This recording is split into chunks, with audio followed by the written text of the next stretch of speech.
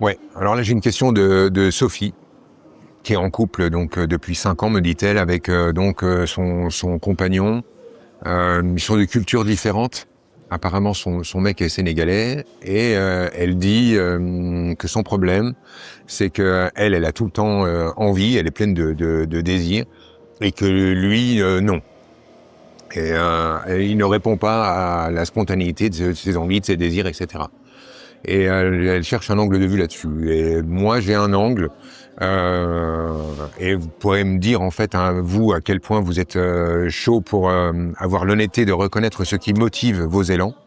Mais je crois, en fait, qu'elle n'est pas transparente sur ses véritables motivations. J'ai l'impression qu'elle instrumentalise la sexualité pour verrouiller la relation. C'est-à-dire que, au fond, elle cherche à voir à quel point son mec est vraiment à elle, est vraiment engagé à travers son désir et la sexualité.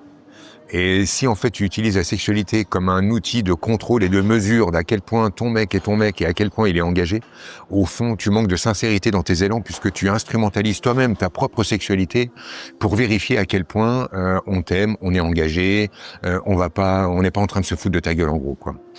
Et je crois que tu sais, les humains, ça sent tout, toi comme les autres, et que quand, au fond, ta motivation n'est pas limpide, n'est pas claire, quand tes élans ne sont pas vraiment des élans, mais sont des calculs, même si tu te les caches, l'autre le perçoit et ne peut pas vraiment répondre à ça. Et je crois qu'en fait, si ton mec, il n'arrive pas à répondre à cet élan, c'est parce que ça n'en est pas un. C'est une stratégie, et cette stratégie, elle est ressentie, et c'est à mon avis ça qui coince. En tout cas, c'est mon angle de vue. Hein, je te donne simplement une piste, mais va observer ce truc-là. À mon avis, c'est là que ça se pose.